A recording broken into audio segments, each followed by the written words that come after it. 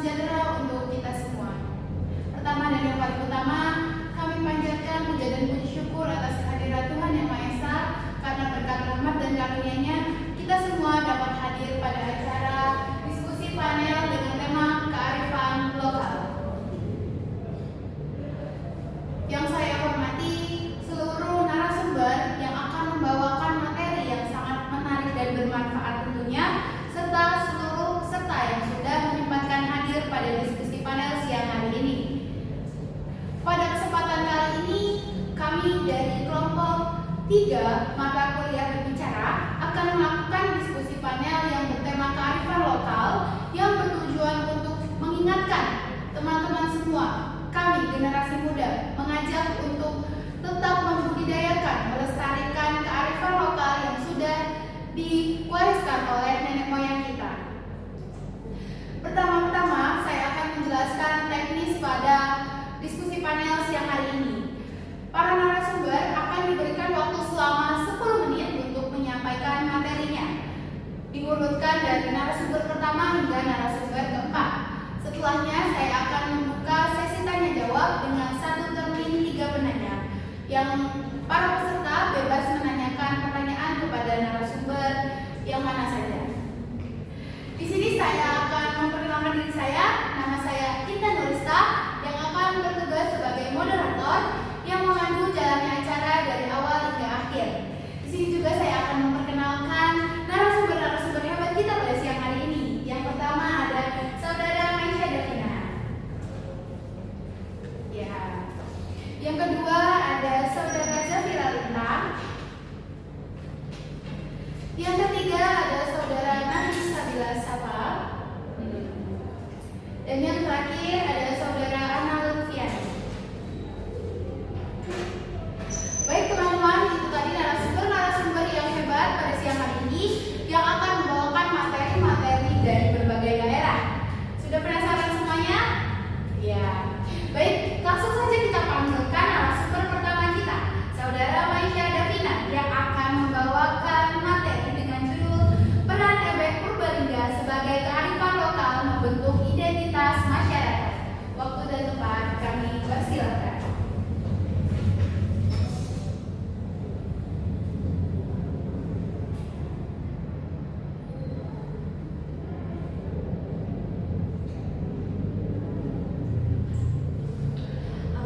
Assalamualaikum warahmatullahi wabarakatuh. Selamat siang semuanya dan salam sejahtera untuk kita semua. Perkenalkan, saya Maisha Davina. Di sini saya akan memaparkan materi mengenai peran Ebek Purbalingga sebagai kearifan lokal dalam membentuk identitas masyarakat. Next.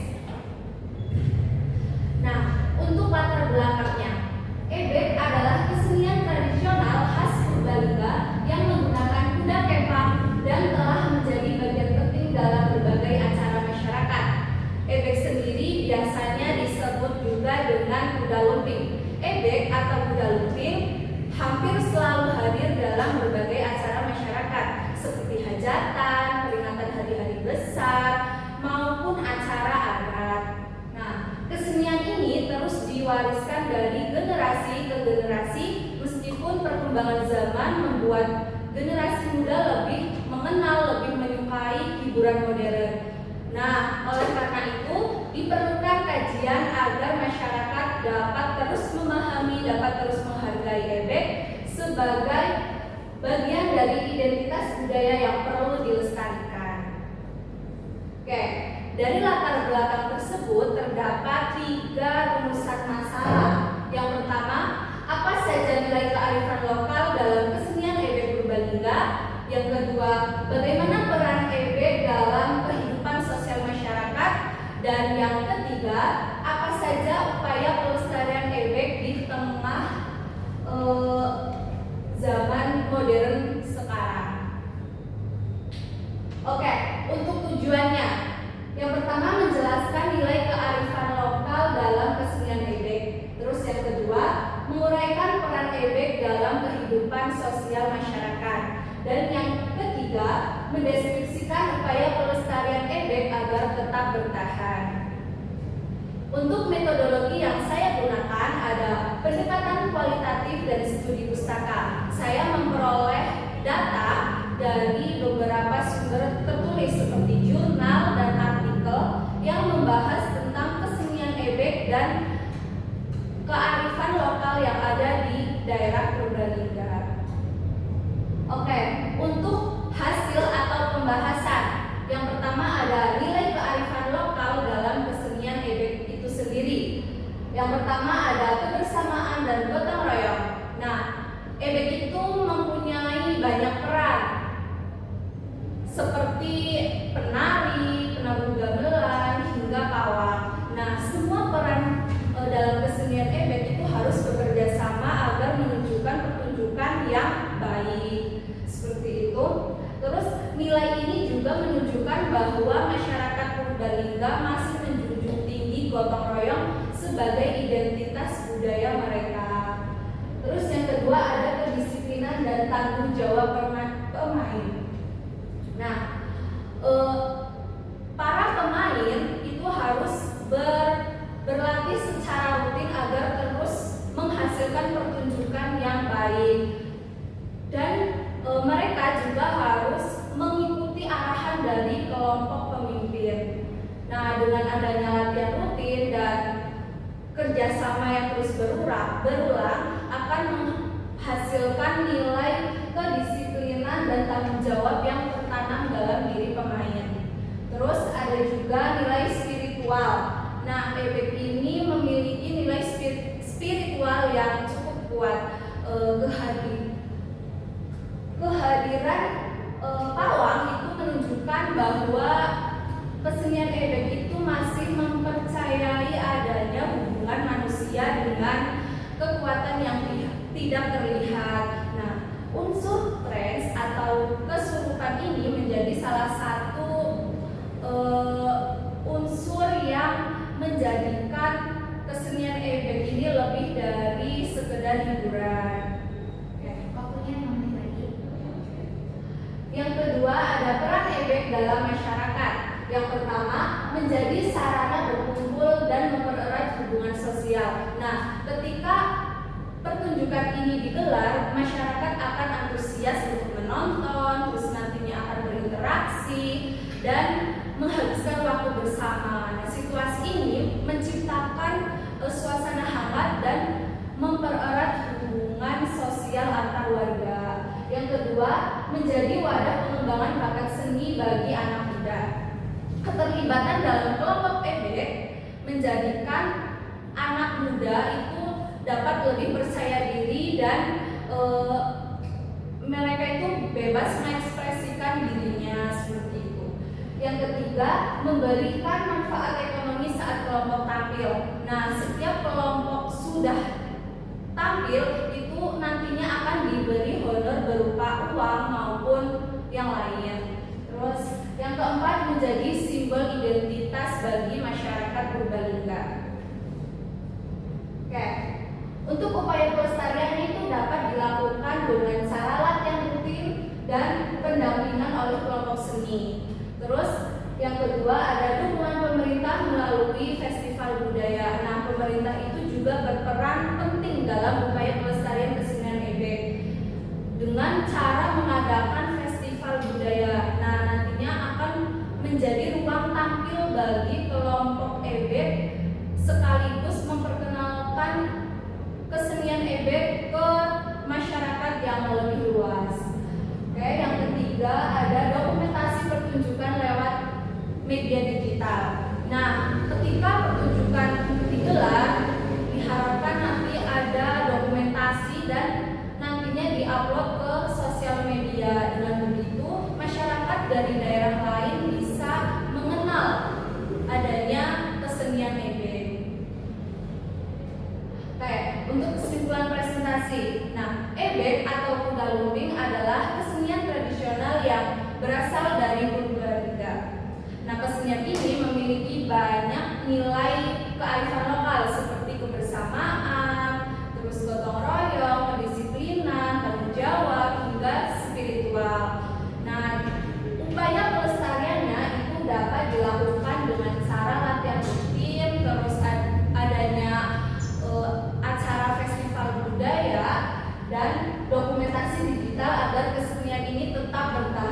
dan dikenal oleh generasi mendatang seperti itu. Untuk saran, yang pertama, pemerintah daerah meningkatkan pembinaan dan fasilitas untuk kelompok ebek. Yang kedua, sekolah dan komunitas seni mengenalkan ebek kepada generasi muda. Nah, di sekolah itu bisa dijadikan ekstrakurikuler seperti itu. Terus yang terakhir ada dokumentasi digital diperbanyak agar menjadi arsip budaya yang kuat. Oke, sekian presentasi dari saya. Kurang dan lebihnya saya mohon maaf. Wassalamualaikum warahmatullahi wabarakatuh. Wah, sangat menarik sekali ya narasumber pertama kita yang hebat ini. Ternyata ebek itu adalah nama lain dari kuda lumping, teman-teman. Saya sejujurnya cuma tahu tuh kuda lumping, nggak tahu kalau di Purbalingga itu disebutnya tuh ebek gitu. Jadi memang benar yang dikatakan narasumber kita yang pertama bahwa di zaman sekarang ini banyak sekali anak muda yang sudah mulai melupakan tradisi-tradisi yang sudah ada sejak dulu, apalagi ini merupakan kearifan lokal, tradisi yang berasal dari Purbalingga. Tentunya orang-orang yang berasal dari luar Purbalingga itu bisa saja belum mengetahui loh teman-teman. Maka dari itu berdiri kita di sini mengajak teman-teman untuk lebih mengenal lebih dalam kearifan lokal yang kita miliki. Baik, kita lanjut kepada narasumber kita yang kedua, yaitu Saudara Zafira Lintang yang akan membawakan materi dengan judul Larangan Keluar Saat Malam Suro Termasuk Kearifan Lokal. Baik, sudah siap? Waktu dan tempat kami persilakan.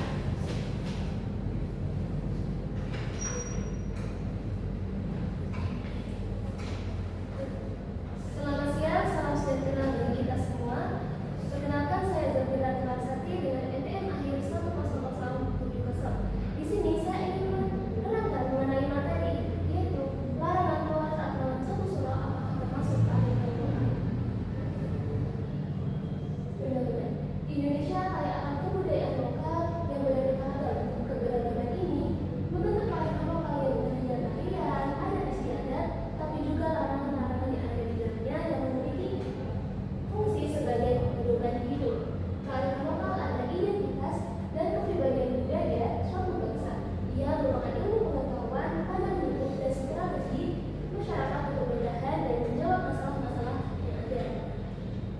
Beberapa larangan sehari-hari seperti tidak duduk di depan pintu dan juga tidak memotong rambut di malam hari itu memiliki fungsi yang sebagai etika dan juga keselamatan. Di sini saya ingin menerangkan mengenai satu larangan, yaitu larangan keluar saat malam satu suro.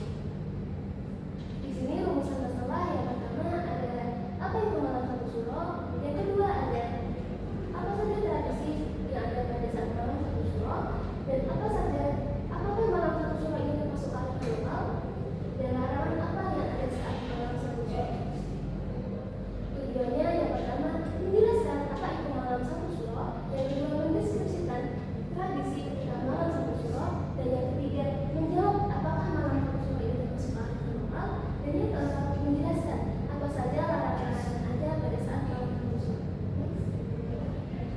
Sini. Malam satu suro ini berasal dari kata Arab yaitu suro yang memiliki arti yaitu Asyura yang memiliki arti ke-10. Ke-10 ini yaitu bulan tanggal 10 Muharram yang bagi orang Jawa suro adalah sebutan bulan Muharram yang merupakan bulan pertama dalam penanggalan Hijriah dan Jawa. Di sini ada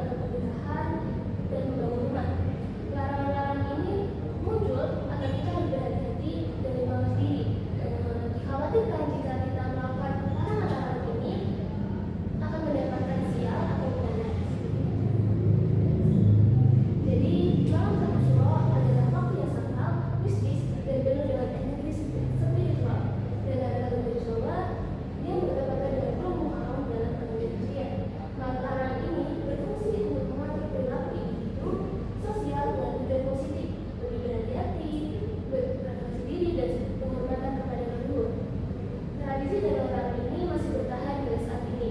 Jadi sebagai generasi muda, kita sebaiknya melestarikan dan menjaga agar tetap tradisi ini, orang ini tetap lestari dan dapat dikenal oleh masyarakat luas. Sekian presentasi ini saya tutup. Kurang lebihnya saya mohon maaf bila ada perkataan maupun perilaku saya yang kurang berkenan, mohon dimaafkan. Assalamualaikum warahmatullahi wabarakatuh.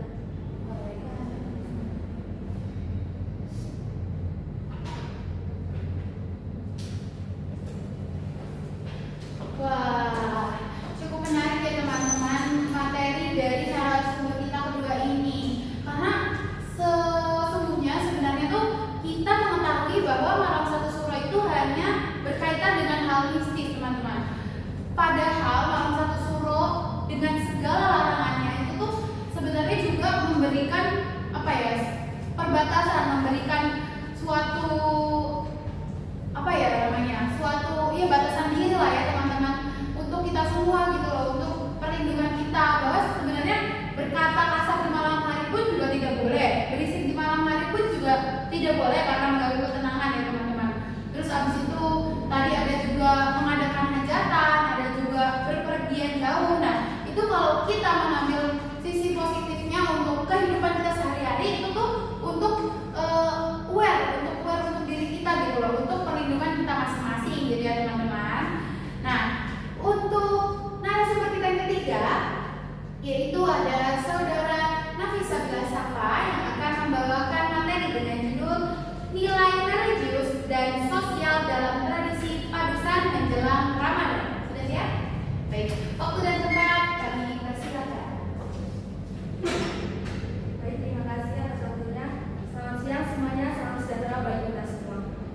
Perkenalkan, nama saya Nafisa Bila Safa dengan NPM 134. Di sini saya ingin mempresentasikan mengenai nilai religius dan sosial dalam tradisi padusan menjelang Ramadan.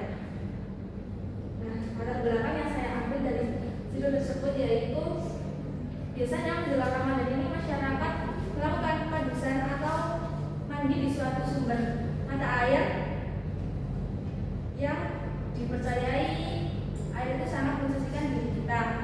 Tujuan ini bukan hanya menyegarkan tubuh, namun juga menyegarkan rohani karena akan melakukan ibadah saat nanti bulan Ramadan. Nah, dalam penelitian ini saya mengkaji 3 hal. Yang pertama ada apa makna religius yang terkandung dalam tradisi padusan. Yang kedua ada bagaimana nilai sosial yang tercermin dalam pelaksanaan padusan. Dan yang terakhir itu ada mengapa padusan dapat dikategorikan dalam kearifan lokal. Nah, tujuan dari penelitian ini yang pertama ada menjelaskan makna religius dalam tradisi padusan. Yang kedua ada menguraikan nilai sosial yang muncul dari praktek padusan. Terus yang ketiga ada menganalisis padusan sebagai bentuk kearifan lokal yang perlu dilestarikan. Untuk manfaat dari penelitian ini saya uraikan. Yang pertama ada menambah pemahaman tentang pentingnya tradisi lokal sebagai sarana memperkuat identitas budaya. Lalu yang kedua ada memberikan kajian ilmiah mengenai hubungan antara tradisi, religius, dan sosial.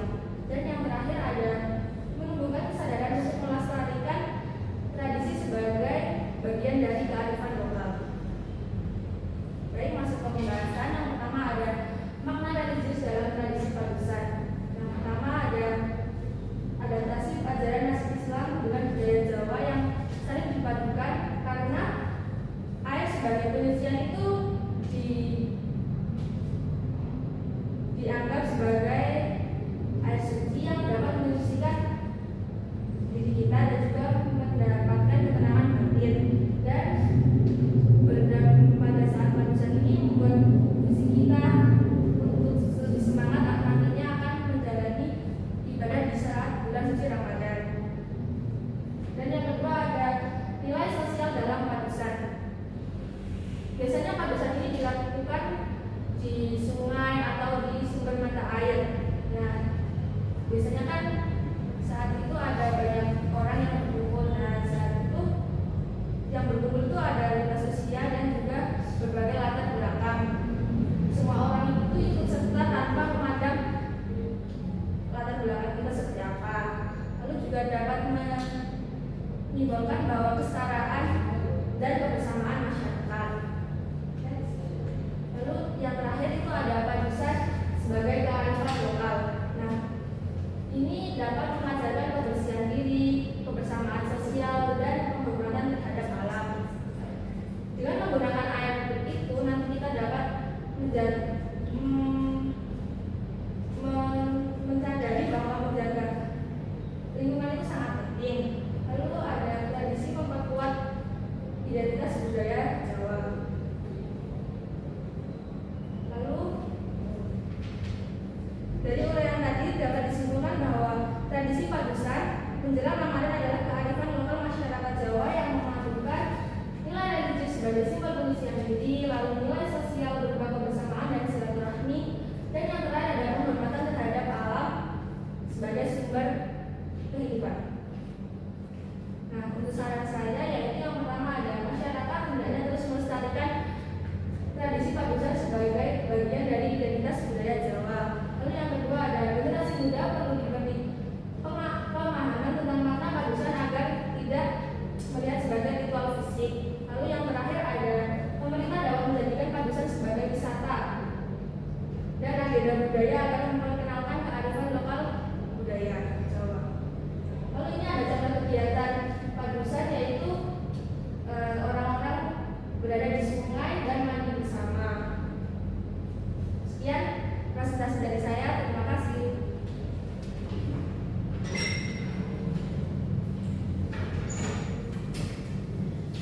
Wah, kali ini materi yang dibawakan oleh narasumber ketiga kita adalah materi tentang padusan, yang dimana padusan ini sebenarnya dikaitkan erat dengan penyambutan bulan suci Ramadan, teman-teman.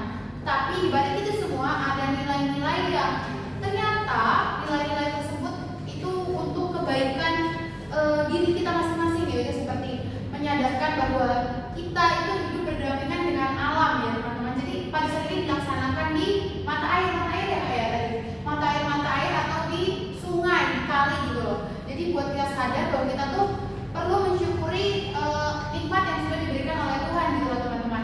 Ada air, ada udara, ada tanah, semuanya gitu.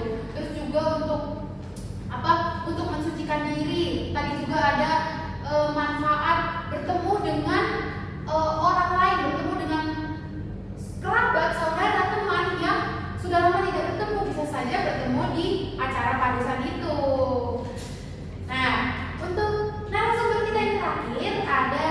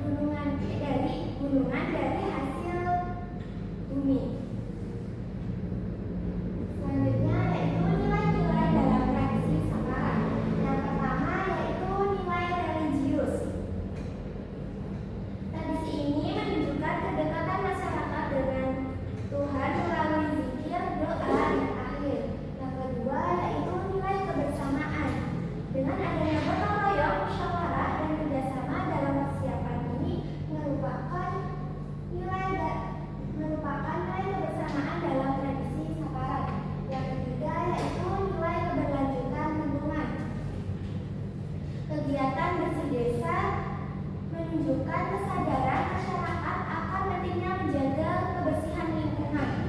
Yang keempat yaitu nilai pelestarian budaya. Pagelaran seni tradisi menjadi media regenerasi sehingga tetap eksis di era modern. Yang terakhir yaitu nilai ekonomi lokal. Di beberapa desa biasanya terdapat bazar UMKM dalam tradisi tersebut, sehingga dengan adanya bazar tersebut dapat membantu orang-orang yang memiliki usaha baik di bidang kuliner maupun non-kuliner. Selanjutnya, upaya dalam pelestarian tradisi Saparan yang pertama adalah pelengkapan generasi muda. Dengan melibatkan generasi muda dalam persiapan dapat memberikan upaya untuk pelestarian dari tradisi tersebut. Yang kedua yaitu pendokumentasian budaya. Dengan mendokumentasikan tradisi ini kemudian diupload di media sosial, ini juga dapat menjadi upaya dalam pelestarian budaya Saparan. Yang ketiga yaitu dukungan dari pemerintah daerah. Pemerintah daerah dapat mendukung tradisi Saparan ini dengan mengadakan festival budaya. Yang keempat yaitu integrasi pendidikan budaya lokal. Pendidikan budaya lokal dapat diintegrasikan dalam pendidikan sekolah. Dan yang terakhir yaitu kolaborasi komunitas budaya.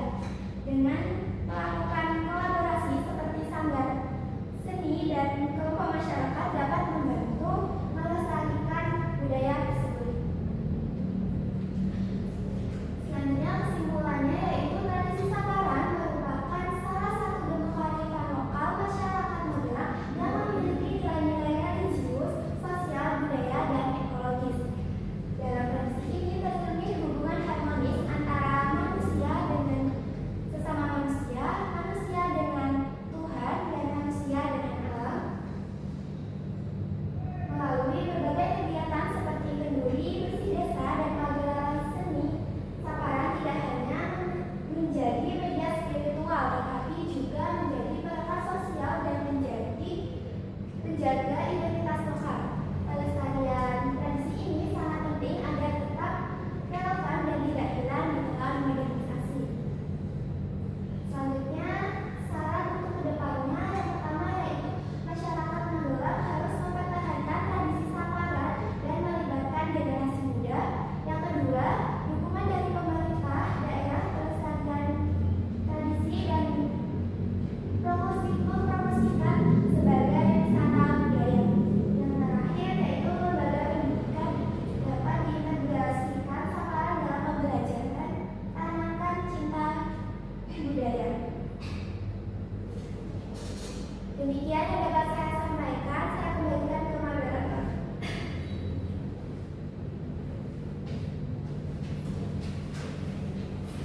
Baik teman-teman, itu tadi materi terakhir pada diskusi panel siang hari ini. Nah, Saparan sendiri tuh saya sejujurnya tuh baru tahu kalau Saparan ini adalah kegiatan yang dilakukan yang berasal dari Magelang loh teman-teman. Di tempat saya tinggal itu tuh tidak ada tradisi Saparan ini teman-teman. Jadi kami sangat berharap dari adanya diskusi panel kali ini dengan keempat narasumber yang berbeda-beda yang membawakan kearifan lokal dari daerah yang berbeda-beda juga tentunya dapat memberikan pengetahuan yang lebih, pengetahuan yang baru untuk teman-teman semua, juga keinginan untuk mempelajari lebih dalam serta melestarikan budaya kita. Ini terlihat sekali bahwa peserta-peserta di sini sudah tidak sabar ya untuk bertanya kepada narasumber-narasumber kita. Waduh, tapi sebelum itu saya sebagai moderator akan memberikan beberapa pertanyaan tematik untuk masing-masing narasumber kita supaya teman-teman di sini pertanyaannya tuh bisa lebih kritis lagi teman-teman, bisa membuka pertanyaan-pertanyaan baru yang lebih kritis dan lebih mendalam tentunya. Jadi saya awali dulu ya teman-teman pertanyaannya. Ya, untuk narasumber-narasumber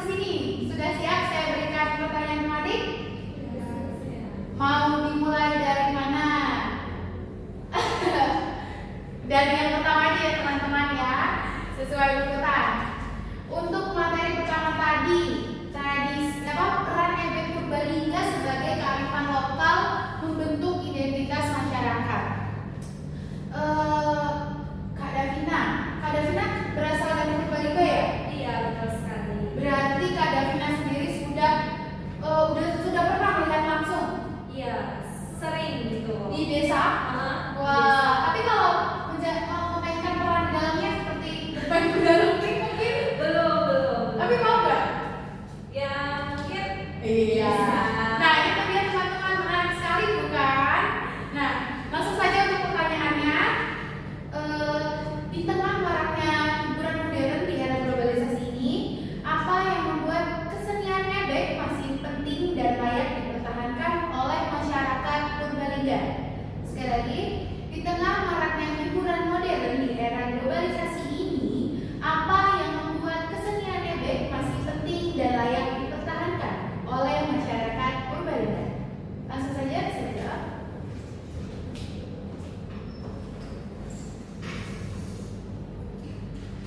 Oke, terima kasih untuk moderator atas pertanyaannya. Saya jawab. Nah, di tengah maraknya hiburan modern, kesenian ebek itu tetap penting karena menjadi simbol identitas budaya masyarakat Purbalingga, serta kesenian ini tuh mengandung banyak nilai kearifan lokal. Nah, selain itu, ebek juga berperan dalam mempererat hubungan sosial dan sebagai warisan budaya yang menumbuhkan rasa memiliki dan kebanggaan terhadap budaya lokal. Nah, sehingga kesenian ebek ini layak untuk terus dipertahankan seperti itu. Berarti besar sekali harapan dari Kak Davina sebagai perwakilan Iya. masyarakat Purbalingga untuk menyebarluaskan ya? Iya, betul sekali. Iya, jadi teman-teman, walaupun Purbalingga itu berada di Jawa Tengah, tapi tidak semua daerah di Jawa Tengah itu tahu ya ebek ya Kak ya? Iya, betul. Iya, terima kasih. Baik, lanjut kepada narasumber kita yang kedua, yaitu ada Kak Zafira.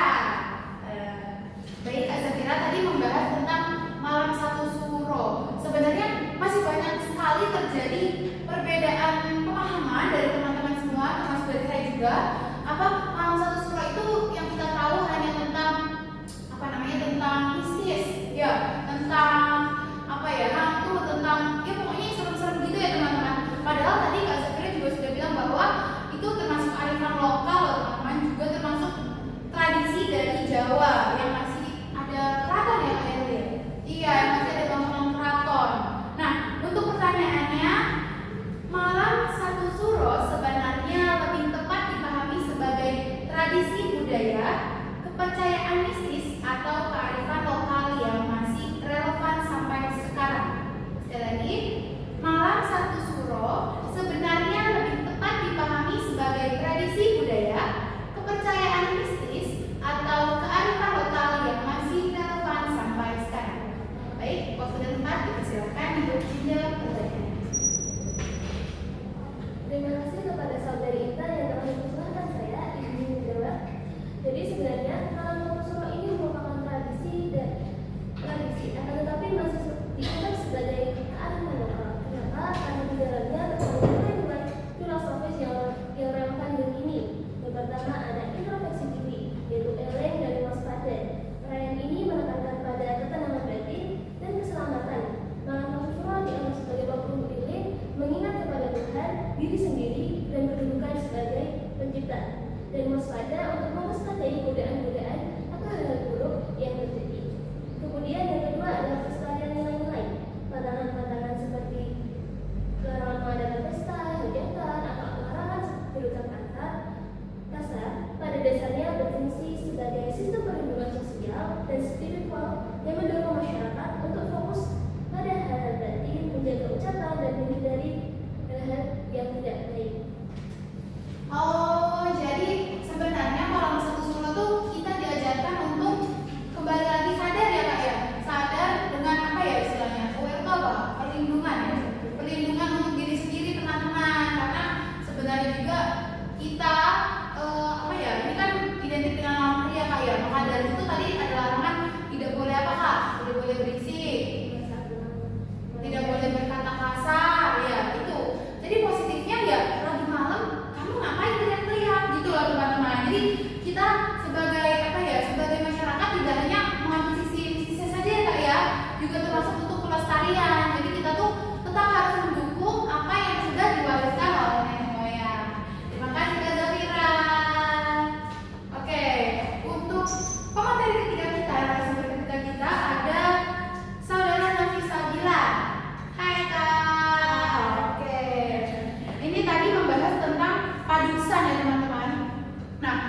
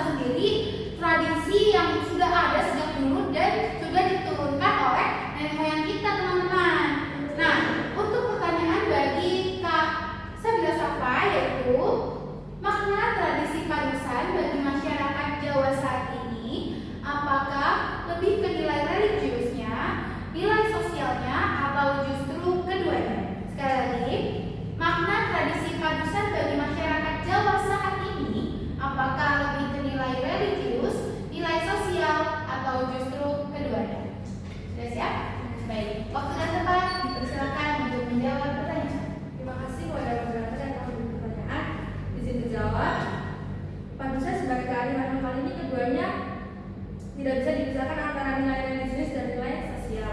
Karena nilai religiusnya ini menjadi simbol penyucian diri sebelum bulan suci Ramadan. Sedangkan nilai sosialnya ini kita dapat bersilaturahmi antar warga dan juga dapat memupuk kebersamaan. Yang mana jadi keduanya ini berjalan beriringan sebagai kearifan lokal yang masih relevan hingga saat ini. Oh, jadi apa namanya, padusan ini maknanya tuh masih apa ya, berhubungan ya kayak dari religius dan juga sosialnya ya, kayak tadi dengan hubungan kita dengan alam, rasa syukur kita dengan alam, juga rasa syukur kita untuk bertemu lagi dengan bulan Ramadan, teman-teman. Tapi kalau Kak Safa sendiri masih suka melakukan ini? Iya, masih dong. Ada mata air atau apa gitu di dekat rumahnya Kak Safa? Ada. Mata air atau Kalau biasanya sih di sungai. di sungai? Iya. Itu satu desa gitu.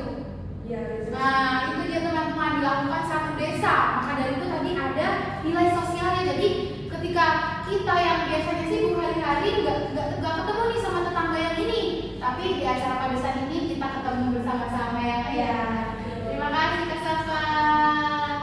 Oke, kembali kepada narasumber kita yang keempat, narasumber kita yang terakhir yang tadi membawakan tentang saparan. Nah, ini spesifik sekali teman-teman. Saparan ini tadi disebut berasal dari Magelang, dari kota Magelang, dari Kabupaten Magelang teman-teman. Hai Kak Ana. Oke, langsung saja ke pertanyaannya ya Kak ya. Apa makna penting dari tradisi saparan bagi masyarakat Magelang saat ini, dan mengapa tradisi ini masih perlu dilestarikan? Sekali lagi, apa makna penting dari tradisi saparan bagi masyarakat Magelang saat ini, dan mengapa tradisi ini masih perlu dilestarikan? Sudah siap? Oke, waktu dan tempat kami persilahkan untuk menjawab. Oke, baik. Terima kasih kepada moderator yang telah memberikan saya kesempatan untuk menjawab pertanyaan. Mengapa tradisi saparan ini? Tradisi saparan ini bagi masyarakat Magelang saat ini memiliki makna yang penting, yaitu baik secara spiritual, sosial, dan budaya. Lalu, mengapa tradisi ini harus terus dilestarikan? Karena saparan bukan hanya sekedar tradisi masa lalu, tetapi juga sebagai pedoman nilai yang masih relevan untuk diterapkan dan untuk membangun masyarakat Magelang yang religius, rukun, dan berakan kuat pada budaya. Oh, masih sangat relevan dengan kehidupan saat ini berarti ya Kak ya? Iya, tapi Kak Ana berharap gak sih kalau saparan ini juga dilaksanakan di desa-desa lain, di kota-kota lain? Iya, sangat berharap seperti itu.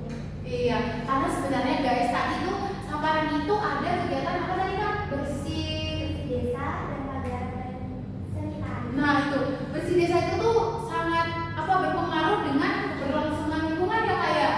Iya, biasanya apa kalau di desa Kak bersih desanya? Bersih desa tuh ada kerja bakti, biasanya bersihin jalan, tempat balai desa, kalau enggak di tempat ibadah kayak masjid gitu. Nah itu berarti apa? Satu desa bergotong royong gitu Kak? Iya, PRT. Nah itu teman-teman, adanya nilai kebersamaan ya Kak ya? Gotong royong kebersamaan itu sesuai sekali dengan Pancasila tentunya.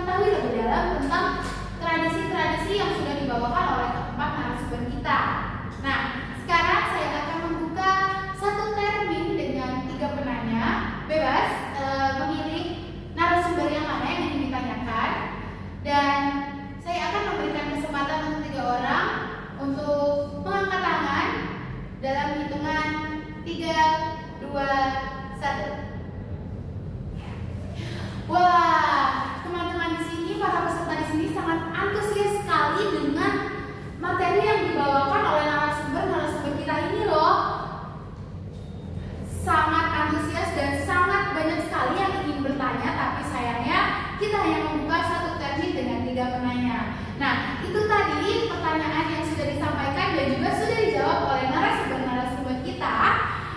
Sayang sekali kita sudah berada pada penghujung acara pada siang hari ini dengan acara diskusi panel dengan tema kearifan lokal pada siang hari ini sudah berakhir, dan kami sangat berharap besar bahwa kami generasi muda dan seluruh teman-teman di sini dapat melestarikan